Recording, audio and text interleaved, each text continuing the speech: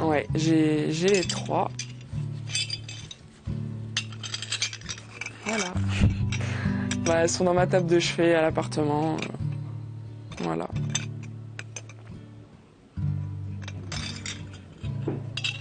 Merci. Where you gonna go? Now they've closed the old home down. Everybody's left you down. Pour la troisième place. Et Alison Schmidt, Camille Muffat est dans le coup pour une place sur le podium. La You're deuxième au the le matin. Camille beauty of Muffat the est dans town. le est la meilleure sur ce dernier 50.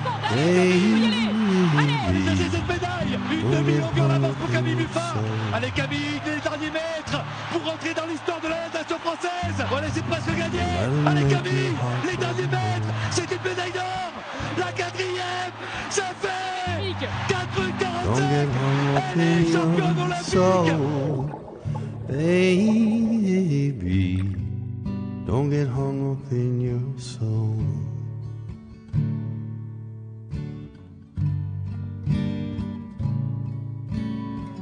C'est une fille qui n'aimait pas perdre, parce qu'elle savait qu'elle valait mieux que ça. Pour elle, peu importe la compétition, il fallait gagner. Elle savait pourquoi elle était là et c'était pour gagner et le reste, deuxième, c'était nul. You're the one my arms around. You're the thorn, you're the crown, baby. Des fois, on la voyait monter sur le podium sans forcément avoir un grand sourire ou on la sentait pas épanouie alors qu'elle était quand même deuxième ou troisième sur des championnats du monde. Et je me disais dans ma tête, je disais, mais Camille, t'es quand même sur un podium au championnat du monde, lâche un petit sourire, un truc comme ça. Camille, c'était ça, c'était gagné. Je me souviens de cette phrase qu'elle m'avait dite juste avant les Jeux Olympiques, où elle m'avait dit « je prendrais très très mal le fait de me planter aux Jeux Olympiques. Avec tout ce que j'ai fait, je n'imagine pas que je puisse me rater ».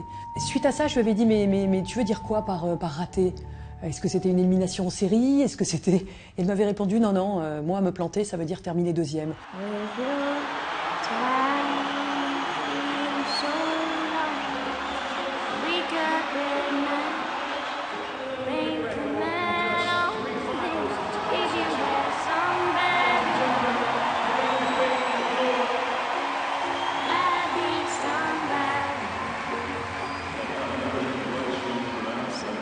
I'm so happy. It was a dream and it came true today, so I'm very happy.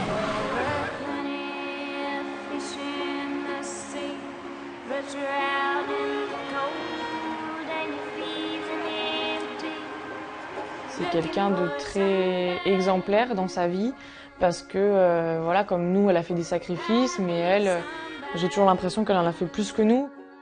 J'ai vu les milliers d'heures qu'elle a passées à devenir meilleure et à devenir plus forte, plus rapide. Tout semblait si simple pour elle en fait. Voilà, c'était pas un boulot, c'était vraiment sa passion. Elle se levait le matin, elle allait faire ce qu'elle aimait le plus au monde, nager pendant 2 heures, rentrer, se reposer, refaire la même chose le soir. Et voilà, c'était un style de vie qu'elle adorait.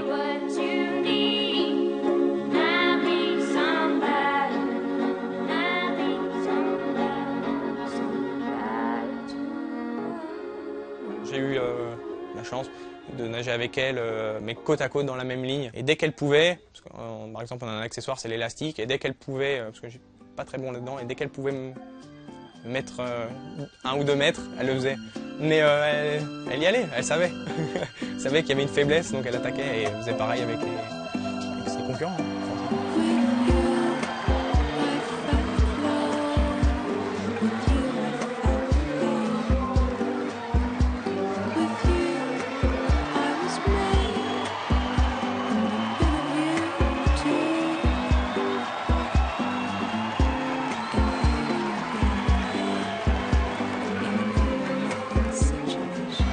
Pour la finale du 400, Camille Muffat détient le record de France en 3,54,93, un chrono réalisé à Berlin cette année.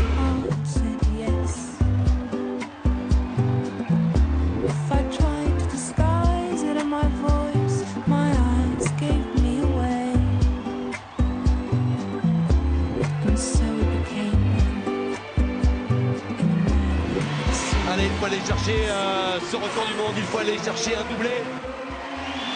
Le dernier effort pour Camille Muffat, la dernière longueur de bassin pour essayer de s'offrir 3,54,92 à battre pour Camille Muffat. Oui, elle l'a fait.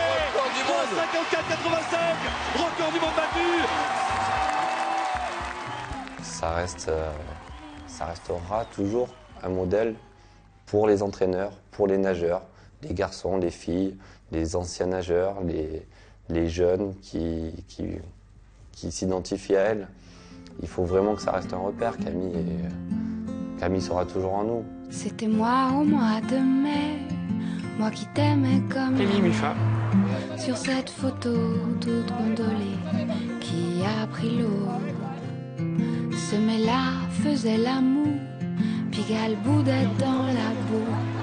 Et moi sur mon petit nuage, j'étais en star. Nous, c'est un surtout qui vaut tous les lits là où moi je sais que c'est mieux en moi. Où avions-nous rendez-vous? J'ai souvenir de ce retour de Londres avec Clément, avec Anna, avec Fabrice, avec Charlotte. Et donc Camille, on rentre en bus à Impérial sur toute la promenade des Anglais. Et il y a tous ces gens pour nous accueillir. C'est ça qu'on voulait vivre et on a réussi, tu vois, à décrocher ce truc-là. C'était le top, quoi. Madame Camille Muffat, médaille d'or, médaille d'argent et médaille de bronze en natation. Elle vivait tout ça très bien en fait, et c'est en ça que son évolution a été incroyable. C'est que c'était une fille que je n'ai jamais sentie véritablement mal à l'aise. Non, elle avait une capacité à s'adapter à son environnement et aux gens qu'elle côtoyait, qui était assez incroyable. La manière dont elle l'a géré ensuite, sûrement mieux que moi, même je pense. Elle a toujours été plus organisée, plus méticuleuse sur beaucoup de choses. Et voilà, moi j'ai essayé justement de m'accrocher à ça en me disant, bah tu vois, il faut faire comme ci, il faut faire comme ça. Et voilà. C'est comme ça qu'on arrivait à se tirer vers le haut tous les deux, justement.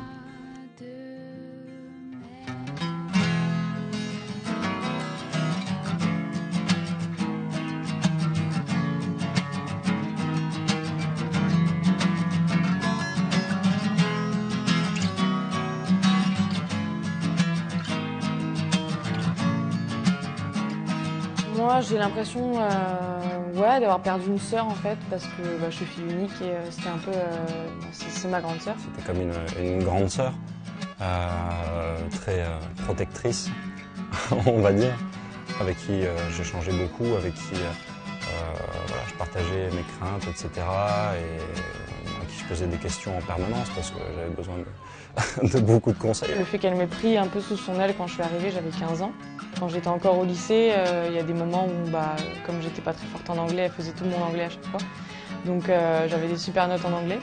Et voilà, pour moi, c'est ça une grande sœur, c'est que je pouvais l'appeler à n'importe quel moment de la journée. C'est vrai qu'elle avait toujours un rôle très protecteur pour son groupe, pour les gens qu'elle appréciait énormément. Et, enfin voilà, c'est Camille, quoi.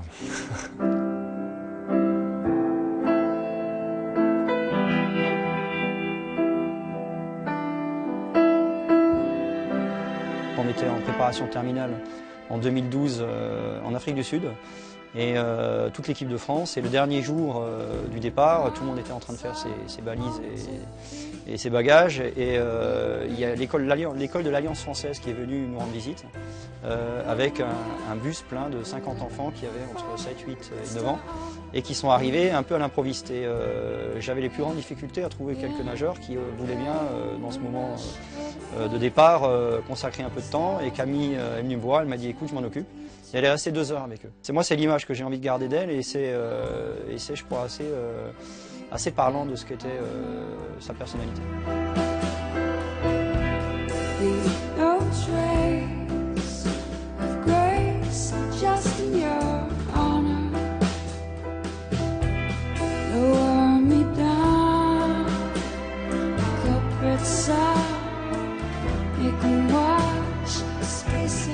C'était une fille qui faisait l'unanimité et pas seulement dans le milieu du sport. Elle était toujours surprise justement de cette admiration qu'elle pouvait susciter. Je me souviens effectivement Julien Clerc qui lui avait demandé des conseils et elle s'était tournée vers moi. Elle m'avait dit, tu te rends compte, Julien Clerc qui me demande des conseils pour apprendre à mieux nager le crawl. Et elle était toujours très, très surprise, mais ça faisait partie de sa simplicité et de son humilité.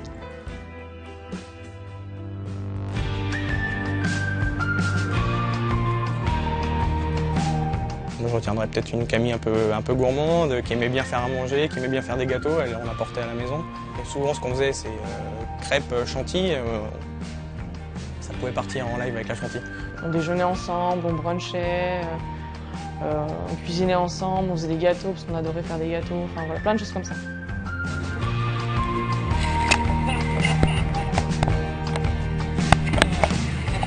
Allez, j'y vois déjà plus rien là.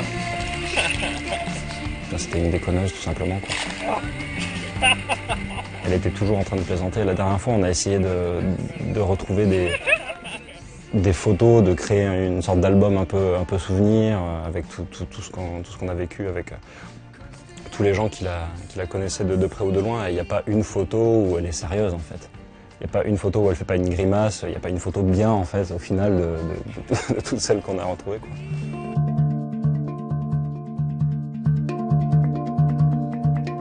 Un des trucs pas que je regrette, mais c'est que devant la caméra, elle était très pudique et elle exprimait parfois peu en fait ses sentiments. C'est vrai qu'elle paraissait timide un petit peu quand on la connaissait pas, mais en petit comité, c'était vraiment le centre d'un groupe, quoi, d'un collectif. Et voilà. C'est une personne réservée, mais après, elle se lâche quand elle est avec des personnes proches, notamment au jeu, quand elle faisait la folle dans l'appartement. Et c'est vrai que c'est des moments qui restent et qui resteront.